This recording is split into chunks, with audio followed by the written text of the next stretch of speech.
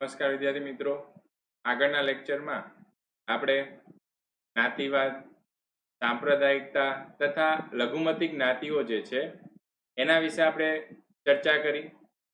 આ લેક્ચરમાં આપણે વાત કરવાની છે અનુસૂચિત જાતિઓ અને અનુસૂચિત જનજાતિ જે છે એની આપણે ભારત દેશમાં જોગવાઈ કેવી રીતે છે, અથવા તો કઈ કઈ જાતિઓને આવી રીતના અનુસૂચિત જાતિ કે અનુસૂચિત જનજાતિ આપણે એસસી એસટી જે કહીએ છીએ એમાં એનો સમાવેશ થાય છે, એની આપણે ચર્ચા કરીએ. તો આપણે એમ કહીએ કે જે રીતના લઘુમતીની કોઈ વ્યાખ્યા નથી એ રીતના આ રીતે અનુસૂચિત જાતિ કે અનુસૂચિત જનજાતિ જે છે એની કોઈ સ્પષ્ટ વ્યાખ્યા જે છે એ ભારત સરકારમાં અથવા તો બંધારણમાં કંઈ કરેલી છે નહીં. અહીંયા કોઈ રાજ્યના રાજ્યપાલ જે છે એની સલાહથી રાષ્ટ્રપતિના આદેશ દ્વારા તેનો વિશેષ ઉલ્લેખ કરવામાં આવ્યો છે. તો જ્ઞાતિવાદના કારણે કેટલીક જ્ઞાતિઓનું શોષણ અટકાવવા, તેમની સામેના અન્યાયોને દૂર કરવા, સલામતી તેમજ ભાતૃભાવ જે છે એ તેમના કેટલાક સંકુચિતતાને દૂર કરવા, તેનો સામાજિક, આર્થિક, શૈક્ષણિક વિકાસ થાય તે હેતુથી ભારતમાં કેટલીક વિશિષ્ટ જોગવાઈ જે છે એ આવી અનુસૂચિત જાતિ અને જનજાતિ માટે કરવામાં આવેલી છે. તમને પણ ખ્યાલ છે કે આપણે આગળના લેક્ચરમાં ચર્ચા કરી હતી કે કેટલીક જ્ઞાતિઓ જે છે કે પહાડમાં રહીને વસતી હતી, અથવા તો મુખ્ય સમાજ જે છે અથવા તો જે સમાજ રહેતો હોય એના કરતાં દૂર પહાડી અથવા તો જંગલ વિસ્તારમાં રહેતી હતી, તેનો આર્થિક રીતે અને આપણે એમ કહી શકીએ કે શૈક્ષણિક રીતે વિકાસ થયેલો નથી. તો આવી જાતિઓ જે છે એવી જાતિઓને આપણે આવી શૈક્ષણિક રીતે પછાત જાતિ કે જેમાં આપણે એને અનુસૂચિત જાતિ કે જનજાતિમાં આપણે એનો સમાવેશ કરી શકીએ છીએ. તો એમાં સમાવેશ થયેલા વ્યક્તિઓને કેટલાક લાભ પણ મળે છે અને બંધારણીય રીતે કેટલીક એને સમાનતાના હક પણ મળેલા છે. તો બંધારણની કલમ આપણે 341માં જણાવ્યા પ્રમાણે અનુસૂચિમાં સમાવિષ્ટ જ્ઞાતિઓને અનુસૂચિત જાતિઓ તરીકે ઓળખવામાં આવે છે. અહીંયા બંધારણની કલમ જે છે 341માં આપણે અનુસૂચિત જાતિઓ જે છે એની જોગવાઈ કરવામાં આવેલી છે, અને 342માં સમાવેશ કર્યા પ્રમાણે અનુસૂચિત જનજાતિઓ એટલે કે બે આર્ટિકલ જે છે એ આપણે આ અલગ અલગ જાતિઓને આપેલા છે, જેમાં 341 અનુસૂચિત જાતિ અને 342 અનુસૂચિત જનજાતિને આપેલા છે. અનુસૂચિત જનજાતિઓમાં એવા લોકોનો સમાવેશ થાય છે કે જે મોટે ભાગે જંગલ કે પહાડી વિસ્તારમાં રહેતા હોય. આપણે જે પ્રમાણે વાત કરીએ પ્રમાણે કે જંગલ કે પહાડી વિસ્તારમાં રહેતા લોકો જે છે એને અનુસૂચિત જાતિમાં સમાવેશ કરવામાં આવ્યો છે, અને વિશિષ્ટ ભૌગોલિક સ્થિતિમાં નિવાસ કરે છે. તેઓ બીજા લોકો કરતા અલગ સામાજિક અને સાંસ્કૃતિક જીવન જીવે છે. તેઓની ભાષા પણ અલગ હોય છે, તેનું સાંસ્કૃતિક વારસો અથવા તો સાંસ્કૃતિક જીવન પણ અલગ જોવા મળે છે. તેઓના મેળાઓ તથા તેઓની કેટલીક લોકલાગણી અથવા તો લોકવાયકાઓ જે છે એ પણ અલગ અલગ હોય છે. તો આવી રીતના તે સામાજિક રીતે બીજા વર્ગથી અલગ પડેલા હોય છે. તો સામાન્ય લોકો કરતા આર્થિક અને શૈક્ષણિક રીતે પછાત હોય તેવા લોકોનો આમાં સમાવેશ કરેલો છે. હવે વાત કરીએ આપણે બંધારણીય જોગવાઈઓ. તો આવી અનુસૂચિત જાતિઓ કે અનુસૂચિત જનજાતિઓના વિકાસ માટે કેટલીક કલ્યાણ માટે એના વિકાસ અને કલ્યાણ માટે કેટલીક ખાસ જોગવાઈઓ જે છે એ આપણે બંધારણના આર્ટિકલમાં પણ દર્શાવેલી છે. જેમાં 15 આર્ટિકલ જે છે એના પ્રમાણે કે આર્ટિકલ 15 પ્રમાણે ધર્મ, જાતિ, જ્ઞાતિ, જન્મસ્થાન કે કોઈ પણ બાબતને કારણે ભેદભાવ કે પ્રતિબંધ જે છે એ મૂકવામાં આવતો નથી. જો કે આપણે આગળના લેક્ચરમાં પણ વાત કરી હતી કે આર્ટિકલ 15 પ્રમાણે દરેક વ્યક્તિ જે છે એને પોતાનું ધર્મ જે છે એ પાળવાનો અધિકાર છે, અથવા તો જન્મસ્થાનને આધારે પણ એમાં કોઈ પણ જાતનો ભેદભાવ રહેવો જોઈએ નહીં. વધુમાં આ કલમ જે છે એમાં એવું પણ જણાવવામાં આવ્યું છે કે કોઈ નાગરિક જે છે આ બાબત હેઠળ દુકાન, પછી જાહેર રેસ્ટોરન્ટ, હોટલો, જાહેર મનોરંજનના સ્થળે પ્રવેશ મેળવવા અંગે, પછી તો કે કૂવા, તળાવ, સ્નાન માટેના ઘાટ, સ્નાનાગાર કહીએ છીએ આપણે, પછી રસ્તા, સર્વાંગ અથવા તો અંશતઃ રાજ્ય તરફની નિભાવાતા અથવા તો જાહેર જનતાના ઉપયોગ માટે અર્પણ કરેલા સ્થાનો, જેમ કે આપણે બગીચાને બધું જોઈએ છે, તો એ જાહેર જનતામાં દરેક વ્યક્તિઓને આ બગીચામાં જવાનો અધિકાર છે. તો આવી જગ્યાએ કોઈ પણ નાગરિક પર કોઈ પણ પ્રકારની ગેરલાયકાત, જવાબદારી, નિયંત્રણ અથવા તો શરતો લાગી શકાશે નહીં. આપણે આગળના લેક્ચરમાં ચર્ચા કરી હતી કે પહેલાના સમયમાં અંગ્રેજોના શાસનકાળ જે છે એની પણ પહેલાના સમયમાં ખૂબ જ વધારે એવા ત્રાસ ગુજારવામાં આવતા હતા અને આવા લોકો જે છે એના માટે એ તળાવમાંથી પાણી પણ ન ભરી શકતા, એ પણ તુચ્છ થઈ જતું. એવું જે કહેતા લોકો અથવા તો જ્ઞાતિના લોકો જે છે એ આવી રીતના લોકોને તુચ્છ ગણતા હતા. તો હવેના સમયમાં આપણે એમ કહી શકીએ કે જો આવી રીતના કોઈ કરે છે અથવા તો આવી રીતના કોઈ નિયંત્રણ લાગવાનો પ્રયત્ન કરે છે તો તેના ઉપર કોઈ કાનૂની કાર્યવાહી પણ થઈ શકે છે. ત્યારબાદ વાત કરીએ આપણે આર્ટિકલ 29 પ્રમાણે ભારતના પ્રદેશમાં અથવા તો તેના કોઈ પણ ભાગના વસતા નાગરિકો માટેની વાત કરેલી છે કે એ વિશિષ્ટ ભાષા, લિપિ કે પોતાની કહી શકાય તેવી સંસ્કૃતિ ધરાવતો હશે તો તેને સાચવવાનો એમને અધિકાર રહેશે. એટલે શું? તો કે પોતાની સંસ્કૃતિ જે છે એ પોતાની સંસ્કૃતિ તે ભારતમાં કોઈ પણ જગ્યાએ રહેતો હોય એમાં તે પોતાની સંસ્કૃતિ જાળવી રાખે છે. પછી કેવળ ધર્મ, જ્ઞાતિ, ભાષા કે તેમના કોઈ પણ આધારે રાજ્ય તરફથી નિભાવતી અથવા તો નાણાકીય સહાયથી ચાલતી શિક્ષણ જે છે એમાં કોઈ પણ સંસ્થામાં કોઈ પણ નાગરિક જે છે પ્રવેશ મેળવી શકે છે. એટલે કે જ્ઞાતિ જાતિના આધારે આપણે વિભાગ ન પાડી શકીએ અથવા તો તુચ્છ જ્ઞાતિના લોકો સમજીને એને પ્રવેશ નહીં આપવાનો, એવું કોઈ દિવસ શક્ય છે નહીં. હાલ બધી જ્ઞાતિના લોકો જે છે એ આવી સંસ્થા કે જે સરકાર જે છે ને નાણાં આપતી હોય અથવા તો આપણે એમ કહી શકીએ સરકારી શાળા છે એમાં પણ તે એડમિશન છે લઈ શકે છે. પછી વાત કરીએ ખાસ જોગવાઈ. આવી જ્ઞાતિના લોકો માટે કેટલીક ખાસ જોગવાઈ પણ છે. તો કલમ 46 અનુસાર રાજ્યની પ્રજા પછાત વિભાગો અને ખાસ કરીને અનુસૂચિત જાતિ કે અનુસૂચિત જનજાતિઓના કેળવણી વિષયક આર્થિક લાભો જળવાય તે માટે રાજ્યને ખાસ કાળજી લેશે અને સામાજિક અન્યાય કે કોઈ પણ પ્રકારના શોષણ સામે તેને રક્ષણ કરશે. એટલે શું? તો કેટલીક જ્ઞાતિના લોકો જે છે એ જ્યારે આવી રીતના શિક્ષણ મેળવે છે અથવા તો પોતે નોકરી કરે છે તો એમાં તેને કેટલીક રાજ્ય સરકાર દ્વારા સહાય આપવામાં આવે છે, શિક્ષણ માટેની કેટલીક સ્કોલરશીપ આપવામાં આવે છે. તો આવી સહાય પણ આવી અનુસૂચિત જાતિ જનજાતિઓને કરવામાં આવે છે. પછી વાત કરીએ આર્ટિકલ 16 એમાં ચોથો વિભાગ. એમાં ચોથો જે ભાગ છે એમાં આપણે કહીએ કે આ ભાગ અંતર્ગત આપણે નોકરીઓ જે છે એમાં અમુક વર્ગને પ્રતિનિધિત્વ જળવાયું નથી. એટલે કે આવી રીતના જે SC/ST ના લોકો જે છે એ સામાન્ય રીતે નોકરીમાં આપણે બીજા વર્ગની સરખામણીમાં ઓછા કહી શકીએ અથવા તો ઓછી ભરતી એની થાય છે. તો આવા લોકો જે છે એવા લોકોને એની જગ્યા માટે આવી જે સરકારી નોકરી જે છે એ સરકારી નોકરીમાં જગ્યા માટે કેટલોક વિશેષ પ્રાવધાન જે છે કરવામાં આવ્યો છે. એટલે કે તેને અનામત આપવામાં આવે છે. તો આવા લોકો જે છે એ પણ અનામત દ્વારા પોતે આવી સરકારી નોકરી મેળવી શકે છે.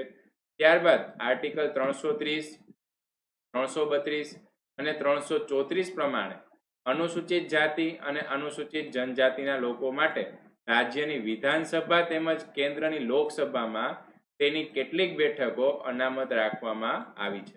તો આપણે એમ કહી શકીએ કે આવા જે લોકો છે કે પહેલાના સમયમાં તે પહાડી વિસ્તારમાં રહેતા હતા તો એનું જો આપણે એમ કહી શકીએ કે સામાન્ય વ્યક્તિ કરતા તે પછાત રહી ગયા હોય તો તે આવી રીતના જે સહાય મળે છે અથવા તો કેટલીક જે તેને અનામત મળે છે અથવા તો કેટલીક એને વિશેષ પ્રાવધાન મળેલા છે એના આધારે તે કેટલાક વર્ગ જે છે એ હાલ તો કેટલા બધા આગળ નીકળી ગયા છે. તો આવી રીતના જોગવાઈ જે છે એ બંધારણમાં કરેલી છે.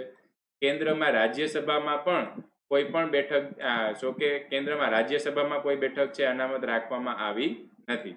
તો અહીંયા આપણે વિધાનસભા અને લોકસભા યાદ રાખવાનું છે કે એમાં એને બેઠક અનામત કરવામાં આવી છે પણ રાજ્યસભામાં નહીં. ત્યારબાદ ગ્રામ પંચાયત અને નગરપાલિકામાં પણ અનુસૂચિત જાતિ અને અનુસૂચિત જનજાતિમાં કેટલીક બેઠકો અનામત રાખવામાં આવી છે. તો આવી બાબત જે છે એ આપણે એમ કહી શકીએ કે આવી અનુસૂચિત જાતિ અને અનુસૂચિત જનજાતિ માટે કેટલાક એને આગળ વધવાના પણ મોકો આપે છે. આ ઉપરાંત આપણે વાત કરીએ તો પંચવર્ષીય યોજના જે છે એના અંતર્ગત છાત્રાલયોની રચના, પછી મેં તમને કીધું એ પ્રમાણે શિષ્યવૃત્તિની યોજના, એટલે કે તેને શિક્ષણ માટેની ઘણી બધી સહાય મળે છે. વિવિધ પ્રતિયોગ્યતા એટલે શું? તો કે અલગ અલગ કસોટી જે છે, અલગ અલગ તાલીમ છે, માર્ગદર્શન જે છે એના વર્ગો પણ શરૂ કરેલા છે. તો આવા લોકો જે છે એ બીજા લોકો કરતા બીજા લોકોની સામે ઊભા રહી શકે અથવા તો એનાથી પણ આગળ નીકળી શકે તેના માટેના પણ કેટલાક વિશેષ પ્રાવધાન છે એ કરવામાં આવ્યા છે. શૈક્ષણિક વિકાસાર્થે આશ્રમ શાળાઓ શરૂ કરવામાં આવી છે. સરકારી નોકરીઓમાં જાતિના ઉમેદવારો જે છે એના માટે ઉંમર, એટલે કે આ જાતિના લોકો જે છે એની ઉંમરમાં બાંધછોડ. સામાન્ય રીતે જો 33 વર્ષ જે છે ત્યાં સુધીના લોકો પરીક્ષા આપી શકતા હોય, તો આ જાતિના લોકો જે છે 40 વર્ષ સુધી પરીક્ષા આપી શકે. પછી તો કે ફી જે છે એ આ લોકોને ભરવાની જોતી નથી, અથવા તો કેટલીક જે શિક્ષણ ફી જે છે એ પણ નથી ભરવાની હોતી. પછી લાયકાતના લઘુ ધોરણોમાં પણ કેટલીક છૂટછાટ આપવામાં આવે છે. તો આ માટે વાત કરીએ કે આ માટે જે સૌથી વધારે આગળ પડતા કાર્ય કરતા હતા એ ડૉક્ટર બાબા સાહેબ આંબેડકર. આજે એની જ મહેનતથી આપણે એમ કહી શકીએ કે બંધારણ જે છે એમાં આવું વિશેષ પ્રાવધાન જે છે એ રાખવામાં આવેલું છે. તો ડૉક્ટર બાબા સાહેબ આંબેડકર સંસ્થા દ્વારા ડૉક્ટર બાબા સાહેબ આંબેડકર પુરસ્કાર અથવા તો ડૉક્ટર આંબેડકર રાષ્ટ્રીય પુરસ્કાર જે છે એવા વ્યક્તિ કે સંસ્થાનને આપવામાં આવે છે કે જે નબળા વર્ગોને સામાજિક સમજ, ઉદ્ધાર, પરિવર્તન, ક્ષમતા, ન્યાય અને માનવ ગરિમા માટે કાર્ય કરતા હોય. તો આવી સંસ્થા જે છે એને આવી રીતના ડૉક્ટર આંબેડકર રાષ્ટ્રીય પુરસ્કાર પણ આપવામાં આવે છે. અનુસૂચિત જાતિ અને અનુસૂચિત જનજાતિના કલ્યાણ માટે અથવા તો તેના વિકાસ અર્થે રાજ્યમાં અલગ અલગ વિભાગ અને કેન્દ્રમાં વિશિષ્ટ અધિકારો જે છે, આ વિશિષ્ટ અધિકારી જે છે એની પણ નિમણૂક કરવામાં આવે છે. આ ઉપરાંત આપણે વાત કરીએ તો રાષ્ટ્રીય કક્ષાએ અને જાતિઓ માટે રાષ્ટ્રીય આયોગ જે છે એની પણ સ્થાપના કરવામાં આવી છે. એટલે કે બંધારણમાં તો તેનો ઉલ્લેખ કરેલો જ છે, પણ રાષ્ટ્રીય કક્ષાએ પણ કેટલી ઘણી જોગવાઈઓ જે છે અથવા તો રાષ્ટ્રીય કક્ષાએ કેટલાક મંડળો જે છે એની પણ રચના કરવામાં આવે છે. તો કેન્દ્ર સરકાર દ્વારા આ જાતિઓના સામાજિક, શૈક્ષણિક અને આર્થિક વિકાસ માટેની કેટલીક યોજનાઓ જે છે એ પણ શરૂ કરવામાં આવી છે. અને ત્યારબાદ વાત કરીએ આપણે કે ફક્ત અનુસૂચિત જાતિ માટે, અહીંયા જનજાતિ નહીં, ફક્ત અનુસૂચિત જાતિ માટે આપણે એમ કહી શકીએ કે એની કેટલીક જોગવાઈઓ, આપણે અસ્પૃશ્યતા નાબૂદ જે છે, અસ્પૃશ્યતા તમને ખ્યાલ જ છે કે આવા જે ઉચ્ચ જ્ઞાતિના લોકો જે છે એ છૂત અછૂતનો ભેદ રાખતા હતા. તો આવી અસ્પૃશ્યતા જે છે એ અસ્પૃશ્યતા નાબૂદ કરેલી છે. બંધારણની કલમ 17 જે છે એમાં એની જોગવાઈ કરેલી છે. આ અસ્પૃશ્યતા સંદર્ભે કોઈ પણ સ્વરૂપે કરાતું આચરણ અમાન્ય છે. અસ્પૃશ્યતામાંથી ફલિત થતી કોઈ પણ ગેરલાયકાતનો અમલ કરવો કાયદાકીય રૂએ શિક્ષાપાત્ર ગુનો બને છે. એટલે કે છૂત અછૂત જે છે એવું પહેલાના સમયમાં હતું, હવે તો ક્યાંય જોવા મળતું નથી. તો એવું જો કરવામાં આવે તો એના ઉપર કંઈક કાનૂની કાયદો પણ થઈ શકે છે, એવા વ્યક્તિ ઉપર કાનૂની કાયદો પણ થઈ શકે છે. ત્યારબાદ આર્ટિકલ 25 ની આપણે અગાઉ પણ ચર્ચા કરી હતી. ધાર્મિક બાબતો જે છે એના આધારે આર્ટિકલ 25 રહેલો છે. કેટલાક રાજ્યોના સામાજિક કલ્યાણ સુધારણા માટે જાહેર કરી શકાય તેવા હિન્દુ ધાર્મિક સંસ્થાઓને હિન્દુઓના તમામ વર્ગો અને વિભાગો માટે સાર્વત્રિક પ્રવેશ માટે સમાન કાયદો કરવાનો અગર અને તેનો અંગેનો અમલ કરવાનો કોઈ કાયદો ચાલુ રાખવાનો અધિકાર છે. એટલે કે આવી રીતના હિન્દુમાં પણ આપણે જોઈએ તો શીખ, જૈન, બૌદ્ધ વગેરે ધર્મ પાળનારા કેટલા બધા લોકો છે. તો એવી જે ધાર્મિક સંસ્થાઓ જે છે એ ધાર્મિક સંસ્થાનો ઉલ્લેખ જે છે એ આપણે કહી શકીએ કે આર્ટિકલ 25 અને 26 કરેલો છે. તો ધાર્મિક સંસ્થાનો ઉલ્લેખ શીખ, બૌદ્ધ, જૈન ધર્મ સંસ્થાઓનો ઉલ્લેખ પણ કરી શકાય છે. એટલે કે આપણે એમ કહી શકીએ કે માત્ર અલગ અલગ ધર્મ પાળતા, એટલે કે હિન્દુ ધર્મ છે એમાં પણ કેટલા બધા ભાગ પડે છે. તો એમાં પણ બધાને પોતપોતાનો ધર્મ છે પાળવાનો, પોતાની સંસ્થા સ્થાપવાનો અધિકાર જે છે એ રહેલો છે.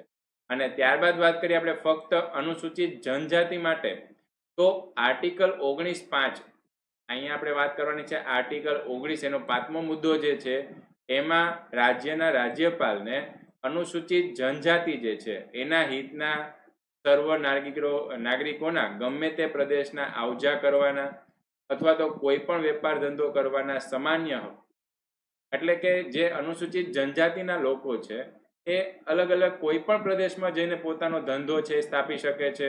તેનાથી અનુસૂચિત જનજાતિના વિસ્તારમાં જમીનની ફેરબદલી, નાણાં ધીરધાર તથા અન્ય પ્રકારે અનુસૂચિત જાતિઓના થતા શોષણને અટકાવવાના અને તેનાથી તેનું રક્ષણ કરવાના ખાસ કાયદાઓ જે છે એ અમલમાં મૂકવામાં આવે છે. એટલે કે આવા લોકો જે છે એ લોકોને અધિકાર, કયો અધિકાર રહેલો છે તો કે કોઈ પણ જગ્યાએ જવાનો, હરવા ફરવાનો અધિકાર છે અને પોતાનો વેપાર સ્થાપવાનો પણ અધિકાર છે.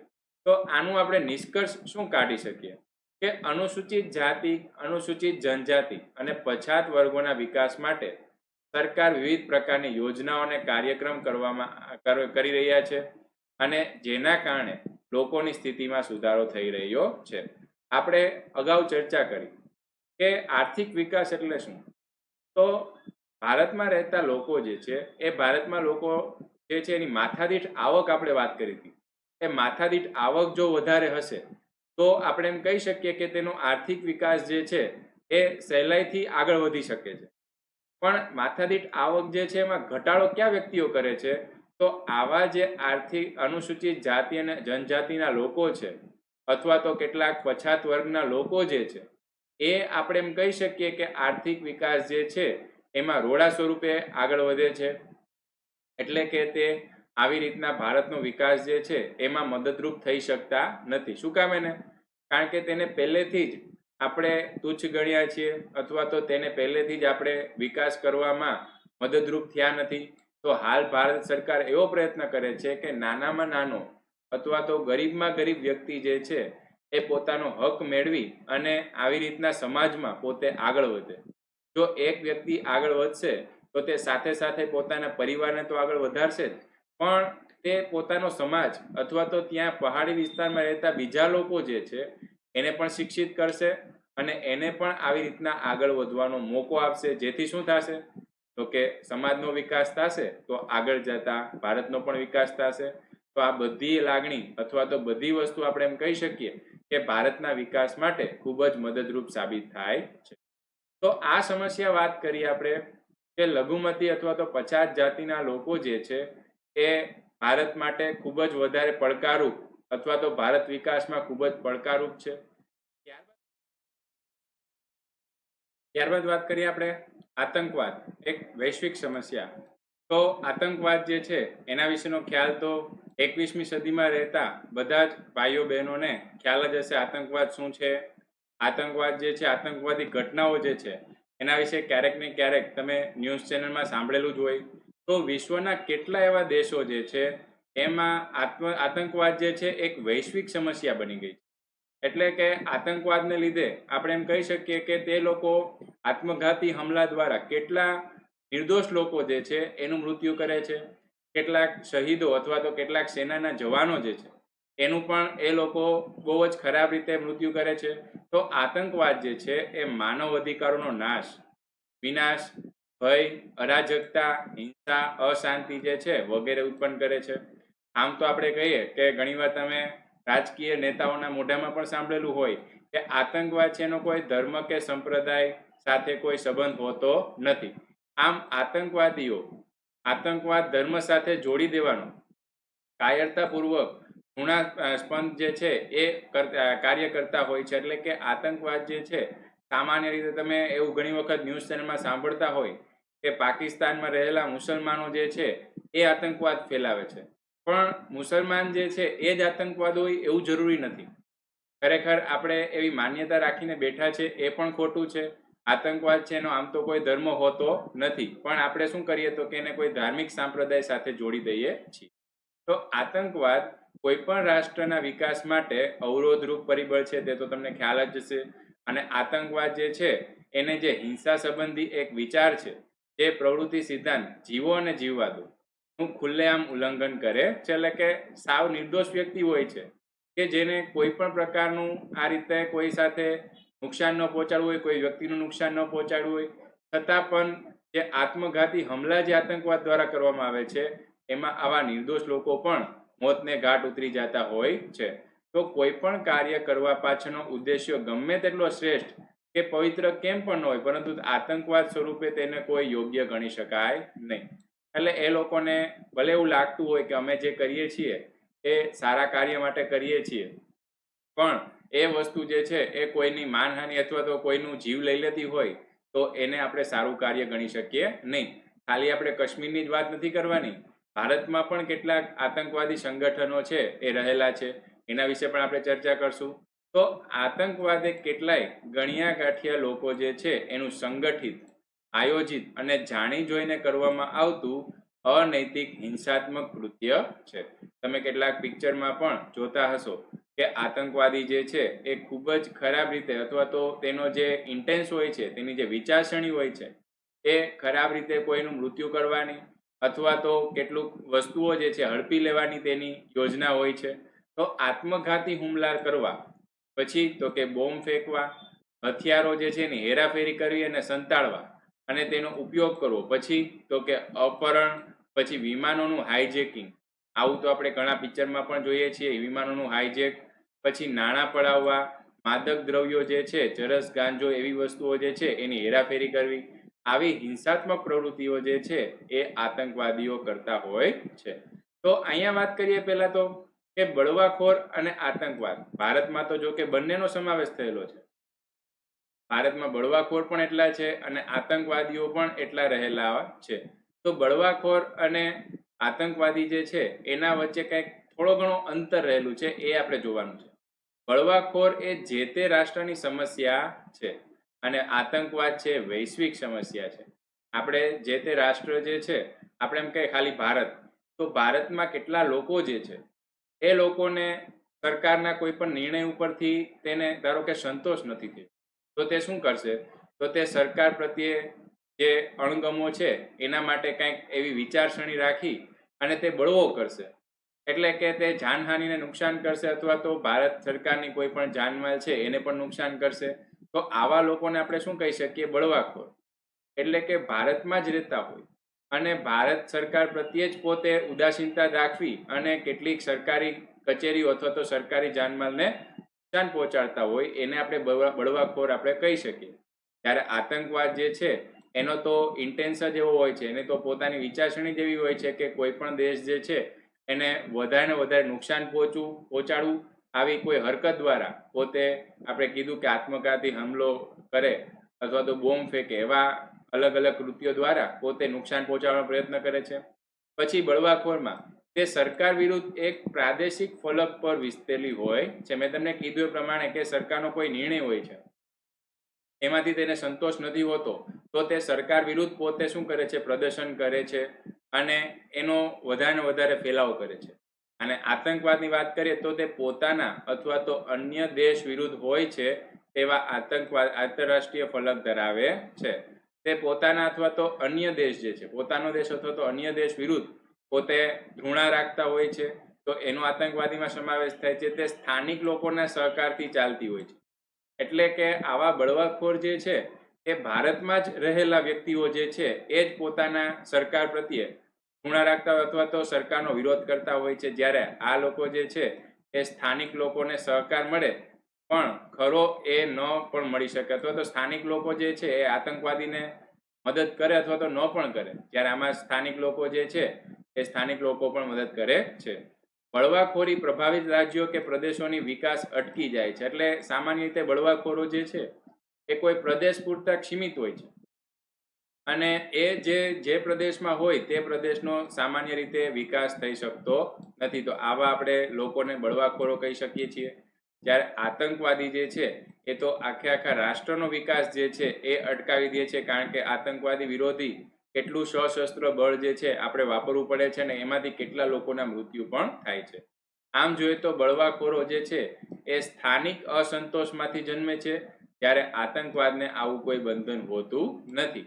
આપણે કીધું એ પ્રમાણે સરકારનો કોઈ નિર્ણય છે એનાથી કોઈ અસંતોષ થયો હોય અથવા તો સરકાર વિરોધી કોઈ પ્રવૃત્તિ કરતા હોય, એ જ બળવાખોરી છે. ત્યારે આતંકવાદ જે છે એ તો અલગ જ, આપણે એમ કહી શકીએ કે માત્ર ને માત્ર કોઈ રાષ્ટ્રને નુકસાન પહોંચાડવા માટેનું જ એ લોકોનું કાર્ય હોય છે. તો આમ ભારત જે છે એ આંતરિક બળવાખોરી અને આતંકવાદ સામે લડી રહ્યું છે. અને એના પછી વાત કરીએ આપણે નક્સલવાદી આંદોલન. આમ તો નક્સલવાદી જે છે એ છત્તીસગઢ પછી ઓડિશા એવા રાજ્યો કે જ્યાં જંગલ પ્રદેશ વધારે પડતો છે ત્યાં નક્સલવાદીઓ જે છે એની સંખ્યા બહુ જ વધારે છે. ક્યારેક ને ક્યારેક તમે ન્યૂઝ ચેનલમાં પણ સાંભળતા હશો કે નક્સલવાદી અને પોલીસ વચ્ચેની અથડામણ થઈ. તો આ નક્સલવાદીઓ જે છે એ ક્યાંના લોકો છે તો કે તે પોતાના પ્રદેશના અથવા તો ભારતના જ લોકો રહેલા છે, પણ એ લોકોને અસંતોષ જે છે એ અસંતોષનો ખૂબ જ આપણે એમ કહી શકીએ કે આકરી રીતે ખૂબ જ ખરાબ રીતે તે વિરોધ કરે છે. તો માઓ ત્સે-તુંગ, અહીંયા આપણે માઓ ત્સે-તુંગના નેતૃત્વ નીચે ચીનની ક્રાંતિ જે છે એમાં પણ આપણે આ નામ લીધેલું છે માઓ ત્સે-તુંગ.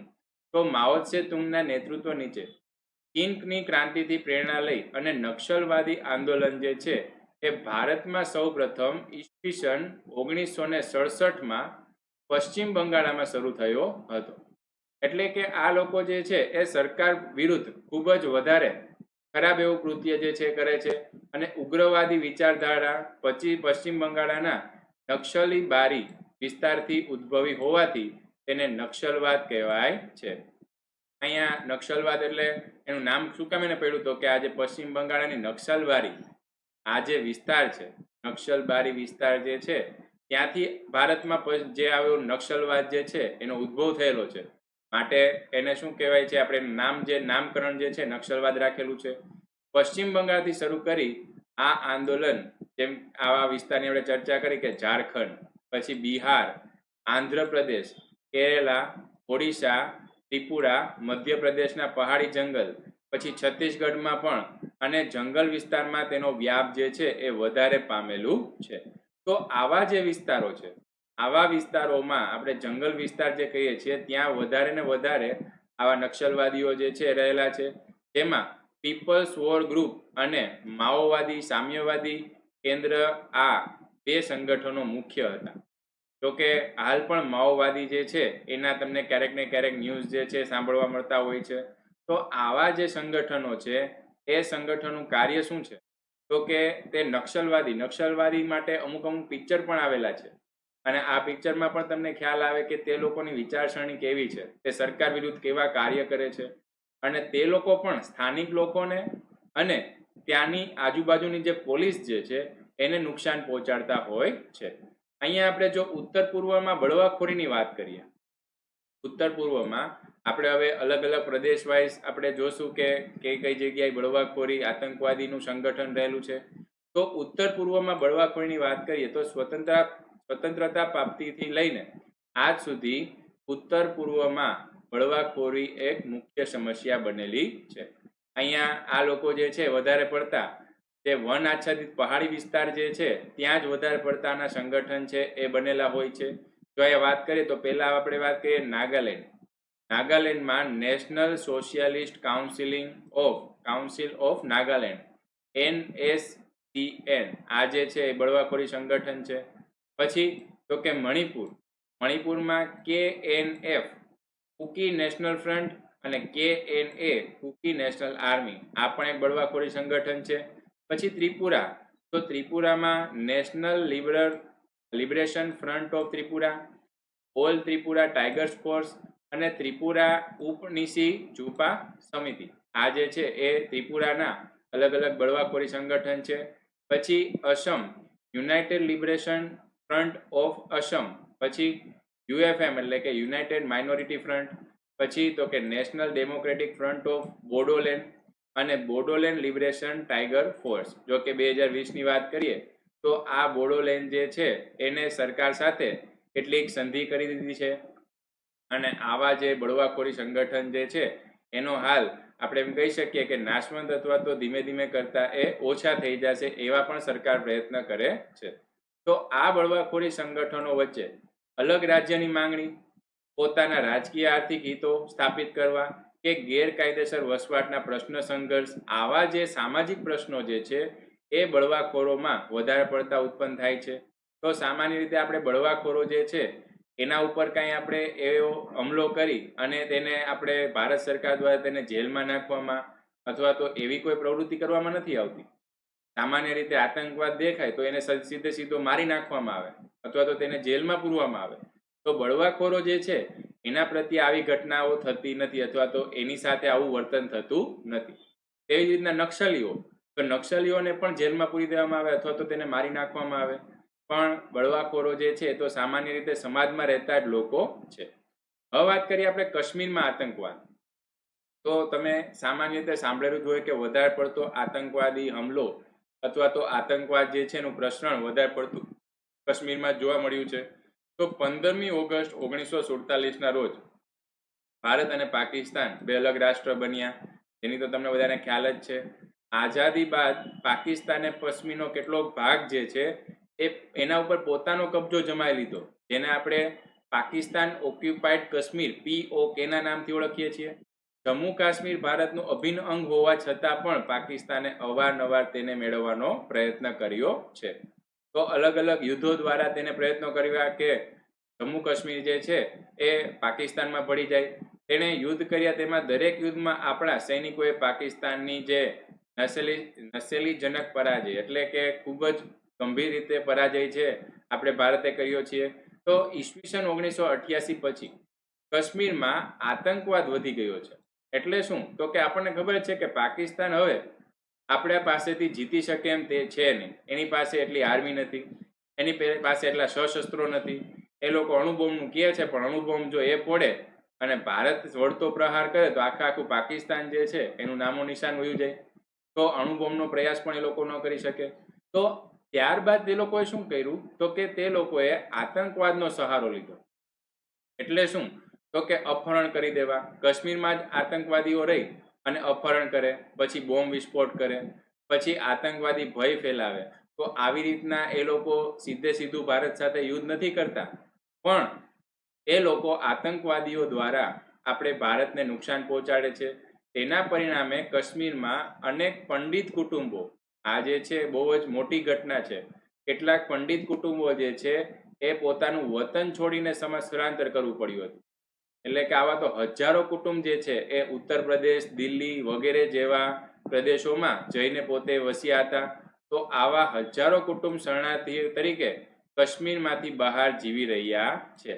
હાલ તો એવા પ્રયત્ન થઈ રહ્યા છે કે હવે કાશ્મીરમાં ફરી પાછા આવા લોકો, આવા કુટુંબ જે છે એ પોતે પોતાનું સ્થાયી જીવન જીવવા લાગે. તો આતંકવાદીનો આશય જે છે એ ભારતમાં ભય અને અસ્થિરતા ઊભી કરવાનો છે, અને આતંકવાદી પ્રવૃત્તિઓ બંધ કરવા ભારતે મક્કમપૂર્વક અને મજબૂત પ્રયત્નો જે છે એ પણ ભારત કરી રહ્યું છે. તો ભારતમાં માત્ર આપણે એમ કહી શકીએ કે આતંકવાદીનો વિરોધ કરે છે તેવું નથી. અહીંયા આપણે કોઈ પણ સ્થાને, કોઈ પણ રીતે અને કોઈ પણ સમયે જે છે એ અન્ય દેશો જે છે એ પણ આતંકવાદનો વિરોધ કરે છે. અને ભારત જે છે એ ભારત માત્રના આતંકવાદીઓનો નહીં, કોઈ પણ સ્થાને રહેલા આતંકવાદીઓ જે છે એનો પણ વિરોધ કરે છે. તો આ આતંકવાદનો સફાયો થાય તે હેતુથી ભારતના અનેક સૈનિકો જે છે એને પોતે શહીદી વહોરી છે, એટલે કે પોતે શહીદ થયા છે.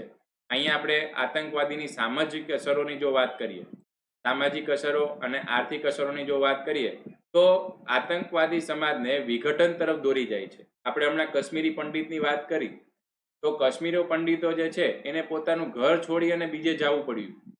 એટલે કે પોતાનું આખો સમાજ જે છે એ સમાજ સાવ કાશ્મીરમાંથી નીકળી ગયો છે. તો આવું જે કાર્ય જે છે એવું આતંકવાદી દ્વારા થયેલું હતું. પછી આતંકવાદીનો ભય, લૂંટફાટ, હિંસા વગેરે જેવી પ્રવૃત્તિ જે છે એ લોકોમાં સંદેહ ઊભો કરે છે. એટલે પહેલાના સમયમાં તો તમે જુઓ તો હાલતા ને હાલતા કંઈક આતંકવાદી પ્રવૃત્તિથી તે સામાજિક લોકો જે છે એને નુકસાન પહોંચાડતા હતા. તો નાના બાળકોથી લઈને વૃદ્ધો પર આ ભયની અસર રહે છે. બાળકો પણ અહીંયા આતંકવાદીઓથી પીડાય છે અથવા તો આતંકવાદીનો ભય જે છે એમાં રહેલો છે. તો અહીંયા આતંકવાદી પીડિત પ્રદેશમાં વિદ્યાર્થીઓનું શિક્ષણ જે છે એની પણ પ્રતિકૂળ અસર પડતી હતી. ત્યારબાદ આતંકવાદ જે છે એના પરિણામે સમાજના લોકો જે છે એકબીજા પર વિશ્વાસ ઘટતો જાય છે અને પરસ્પર ભાઈચારાની ભાવના જે છે એ પણ ઓછી થતી જાય છે. આ બધી સામાજિક અસર જે છે એ આતંકવાદની રહેલી છે. અને ઘણીવાર સાંપ્રદાયિક ઝઘડાઓ, મેં તમને કીધું એ પ્રમાણે કે હિન્દુ મુસ્લિમના ઝઘડાઓ જે છે એ પણ કાશ્મીરમાં બહુ થતા, કારણ કે ત્યાં આતંકવાદી પ્રવૃત્તિઓ જે છે એને એક પ્રકારે આપણે એમ કહી શકીએ કે એક નાતી જ આપી દીધેલી હતી. માટે તો તેના પરિણામે સમાજ વ્યવસ્થા જે છે એ છિન્ન ભિન્ન બને છે. તો આતંકવાદી પ્રભાવિત ક્ષેત્રોમાં સામાજિક ઉત્સવો કે ઉત્સાહ જે છે એ ઉત્સવો કે ઉત્સાહ ઉજવી શકાતો નથી. કારણ કે જો ઉત્સવ ઉજવે તો ત્યાં આવા જે તત્વો જે છે, આવા અસામાજિક તત્વો જે છે એ ત્યાં નુકસાન પહોંચાડી શકે છે. એટલે ત્યારબાદ વાત કરીએ આતંકવાદીની આર્થિક અસર. તો આર્થિક જો વાત કરીએ તો આતંકવાદના પરિણામે વેપાર, ઉદ્યોગ, વિકાસ માટે પ્રોત્સાહન જે છે એ પણ મળતું નથી અને પ્રદેશોનો વેપાર જે છે એ ઉદ્યોગ વિકાસ ટકી શકતો નથી. એટલે સામાન્ય રીતે આપણે એમ કહીએ કે ત્યાં જે આર્થિક પ્રવૃત્તિ જે છે, મોટા મોટા ઉદ્યોગો છે, આગળ તમને કોઈ એમ કહે કે તમે સારો એવો બિઝનેસ જે છે એ કાશ્મીરમાં કરી શકો. આ તો જે તે ટાઈમની વાત કરીએ છીએ આપણે કે ત્યારે આતંકવાદી વધારે હતો. હવે તો આતંકવાદી પ્રવૃત્તિ સાવ ઓછી થઈ ગઈ છે. તો તમે ધારો કે ત્યાં કોઈ મોટો ઉદ્યોગ નાખો તો શું થાય? તો આપણે એવો ભય પણ રહે છે કે આતંકવાદીઓ જો ત્રાટકશે અને આપણો બધો માલ સામાન અથવા તો રૂપિયા જે છે એની ચોરી કરી જશે તો આપણે કંઈ કરી શકશું નહીં. તો આવો ભય રહે તો આવા પ્રદેશ જે છે એનો આર્થિક વિકાસ થાય નહીં. પછી વેપાર ઉદ્યોગને માઠી અસર થતા લોકોને અન્ય પ્રદેશમાં વેપાર કે રોજગાર માટે સ્થળાંતર કરવું પડતું હતું. એટલે કે આવા પ્રદેશમાં તો વેપાર ન થઈ શકે, માટે તેને અન્ય પ્રદેશમાં જવું પડે. અને કેટલાક આતંકવાદી સંગઠનો જે છે એ ખંડણી માંગતા હતા. એટલે કે આવા મૂડીપતિઓ, ઉદ્યોગપતિઓ પાસે ભય બતાવીને પોતે નાણાં પણ પડાવી લેતા હતા. પછી આતંકવાદીઓ માદક દ્રવ્યો જે છે એની હેરાફેરી, કાળું નાણું જે છે એનું ફેલાવો અથવા તો એનું પોતે હેરાફેરી કરતા હતા, અસામાજિક કાર્યો, અને તેથી દેશમાં સામાજિક અને આર્થિક સમસ્યા પણ ઉત્પન્ન થતી હતી. હાલ આપણે થતી હતી એમ કહીએ છીએ કારણ કે હાલ તો તમને ખબર જ છે કે કાશ્મીર જે છે ભારતમાં ભળી ગયું છે. અને આવી આતંકવાદી પ્રવૃત્તિઓ જે છે એ હાલમાં સાવ ઓછા પ્રમાણમાં થઈ ગઈ છે. પછી આતંકવાદીઓ છે રેલવે, પછી રેડિયો સ્ટેશનો, રસ્તા, પુલ, સરકારી મિલકતો વગેરેને નુકસાન પહોંચાડે છે. તેથી આ મિલકતોને પુનઃ સ્થાપિત કરવા માટે ખૂબ જ વધારે ખર્ચો કરવો પડે છે. તો સરકારને સલામતી અને સુરક્ષા માટે આવા કરોડો રૂપિયા ખર્ચવા પડે છે આવી જગ્યાએ. તેથી સમાજને ઉપયોગી વિકાસના કાર્યો પણ ઓછા થાય છે. આપણે જાણી શકીએ કે આવા લોકો જો સરકારી સંપત્તિને નુકસાન પહોંચાડતા હોય તો સરકાર છે કેટલીક વાર ત્યાં ખર્ચો કરી અને બધાનો વિકાસ કરે. એની જગ્યાએ પછી સરકાર છે તે પણ ઓછું ધ્યાન આપશે અને ઓછી પ્રવૃત્તિઓ દ્વારા તેનો આર્થિક વિકાસ કરશે. તો આતંકવાદના પરિણામે રાજ્યના અને રાષ્ટ્રના પરિવહન ઉદ્યોગ, પર્યટન ઉદ્યોગ, આર્થિક નુકસાન જે છે એ પણ એને સહન કરવું પડે છે. ને આતંકવાદ સામાજિક અને આર્થિક રીતે નુકસાનકારક છે. તેથી આ સમસ્યાનું નિરાકરણ લાવવું આવશ્યક છે. જો કે આપણે 2020માં જીવીએ છીએ. 2020માં આવો જે આતંકવાદ વિરોધી પ્રવૃત્તિઓ જે છે એ ખૂબ જ મોટા પાયે ચાલી છે. અને કાશ્મીર જે છે એને જ્યારથી ભારતમાં ભેળવી લીધું છે ત્યારથી પણ આવી આતંકવાદી પ્રવૃત્તિ જે છે એ ઓછી થવા લાગી છે. તો હાલ સરકારે પણ ખૂબ જ સારા એવા પ્રયત્ન કર્યા છે આતંકવાદીને ડામવા માટેના. તો હાલ આપણે આટલું રાખીએ છીએ. આ ચેપ્ટર જે છે એમાં આપણે સમાજના વિવિધ પડકારો જે છે એના વિશે ચર્ચા કરી, જેમાં આતંકવાદ, પછી તો કે જ્ઞાતિવાદ, પછી તો કે સાંપ્રદાયિકતા, એના વિશે આપણે આ ચેપ્ટરમાં ચર્ચા કરી. હવે આના પછી આપણે વાત કરવાની છે ચેપ્ટર નંબર 21. આ ચેપ્ટર નંબર 21 છે સામાજિક પરિવર્તન. તો એની ચર્ચા આપણે નેક્સ્ટ લેક્ચરમાં કરશું. આભાર.